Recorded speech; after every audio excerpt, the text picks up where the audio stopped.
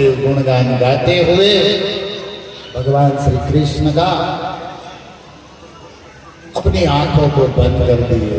उसी कृष्ण लोक कृष्ण धाम में पावन पवित्र भीष्म चले गए। आकाश से पुष्प वृष्टि हुई। भीष्मदेव की मृत्यु को महोत्सव में बदल दिया। माधव को देख के माधव को पाया। अब जन्म मृत्यु में आना ही नहीं। चैतन्य महाप्रभु हरिदास ठाकुर के समय पूरी में याद करते हैं, सवार हैल भीष्मेर स्मरण। हरिदास के समय सबको क्या याद आ गया? भीष्म। मरना कैसे करते कि फिर मरना ही मरना, मरण से मुक्त हो गए। तो श्रीमद् भागवत देखो, और कहीं बैठो ना बैठो, परीक्षा दो, मृत्यु में तो आनाकानी चलेगी नहीं, बैठना ही पड़ेगा, एक दिन मरना तो है ना। लेकिन ये प्रसंग बहुत प्रेरणा देने वाला है।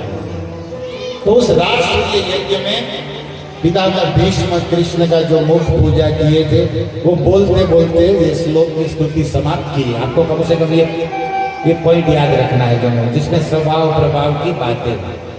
और उसी सभा में घटना घटी जिसका हम आगे कथा प्रवाह में एक कथा भाव कहकर आज का कथा विराम देंगे, क्योंकि बहुत बातें हैं। लेकिन मैंने जैसे पृथु महाराज को याद किया तो चौथे स्कंद को, समुद्र मंथन तो थोड़ा 8वें स्कंद को, थोड़ा थोड़ा रोज छूते जाते हैं एक प्रसंगों को।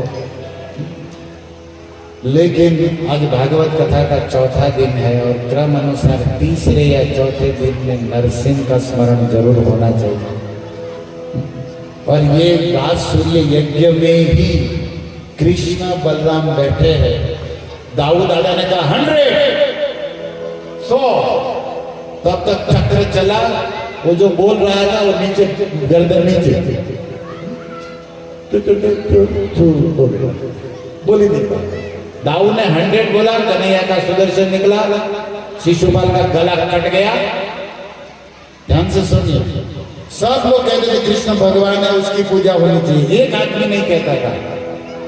क्या हुआ हाल? आप अपना गला सलामत रखना चाहते हो? मेरा ये छोटा सा प्रश्न, आप किसके पार्टी में? शिशुपाल की कि व्यास की, कृष्ण शिव जी की, भीष्म की, युधिष्ठिर की? किसकी पार्टी में? अगर शिशु, क्योंकि मैं इसलिए बोल रहा हूं कि पहले एक शिशुपाल था, आज गांव गांव में शिशुपाल है।